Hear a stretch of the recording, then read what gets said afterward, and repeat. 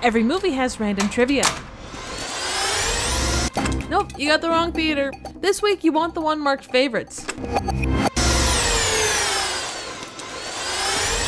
And here at Trivial Theater, I explore some of these movies and the random circumstances that make them the weird creations that we love. We're going with one of my classic movie favorites from master storyteller Alfred Hitchcock. This is Rope. We start with, well, there's really no easy way to say this. Two dudes casually strangling a third guy with the titular rope. You see, Brandon and Philip believe themselves to be superior beings who can kill at will without repercussions. That's the difference between us and the ordinary man, Philip. They talk about committing the perfect crime, but nobody does it. Nobody commits a murder just for the experiment of committing it. And you thought the mid-century was a moral high ground. Anyway, they hide the body of their friend David in a big trunk and prepare for a party where the main guests are the corpse's dad, girlfriend, and her ex. They also invite Rupert, their former teacher who they believe will appreciate their actions. They go so far as to set the buffet on the trunk, which gets weird looks from all present. The night moves on, champagne is drunk, idle chit-chat is made. Brandon tries to be suave while playing off the strange goings-on with excuses that would have been lame even then, but are straight up incriminating now.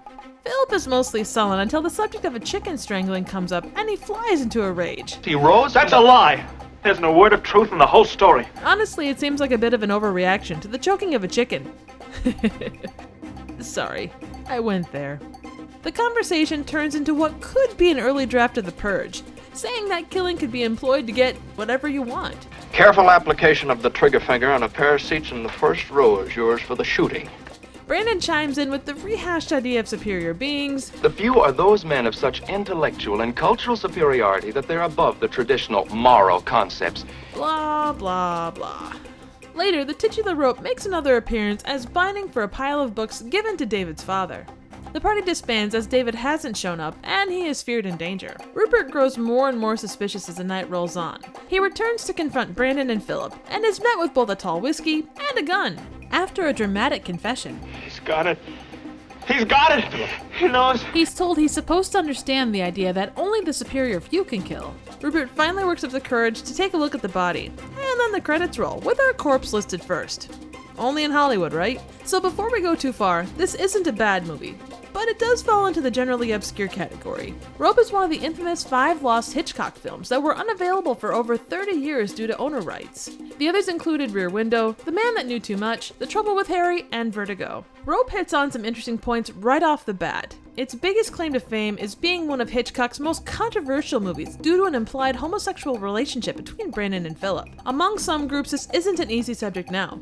Imagine that when it came out in 1948. It was outrightly banned in many cities due to this point. Another point of interest, and the thing that makes it one of my personal faves, is the way it was shot. Now if you look closely, there are very few cuts. Rope had a grand total of 10 edits, with shots ranging from 4 to 10 minutes in length. Each take includes the camera following people from room to room, moving from close-ups to wide shots, and only stopping to go into the back of someone's shirt or a still point so the film could be changed out and the next shot started. Each one of these 4 to 10 minute segments would have to run smoothly, from dialogue and actor movement to the setting of props and moving of walls, all under the direction of a man known to be a perfectionist. This was no easy task under the best of circumstances. In this movie, timing is everything, and my favorite shot is one of the best examples of it. But it does come off as a relatively forgettable scene. Brandon walks into the kitchen through a swinging door, and drops a titular rope in a drawer. By the way the door swings, you see him open the drawer on one swing, drop the rope in on the second, and then emerge with a plate of food a few swings later. Another fun small detail is the background of the city. The light changes over the course of the movie to indicate the passage of time, roughly an hour 40. The light was messed with incessantly to get the right shade for the time of day. In fact, Hitchcock demanded that the last 4 segments be reshot because of the color of the sunset. There are moments, especially with Jimmy Stewart's character, that transcend for me.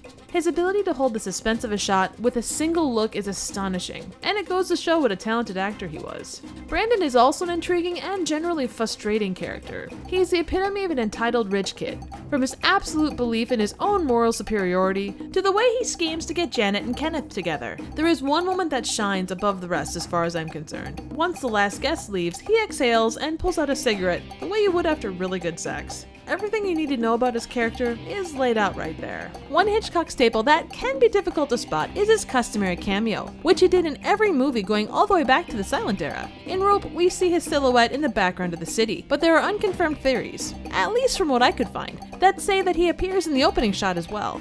This is a fun gem of a movie. It shows Hitchcock's ability to think outside the box of traditional filmmaking, although at the time he dismissed this interesting experiment as just a stunt. In a way, it feels like a practice run for some of his upcoming best work. So what do you think? Suggestions for movies, trivial questions, comments, ratings, and a better hiding spot for a dead body would be appreciated. Thank you so very much for watching.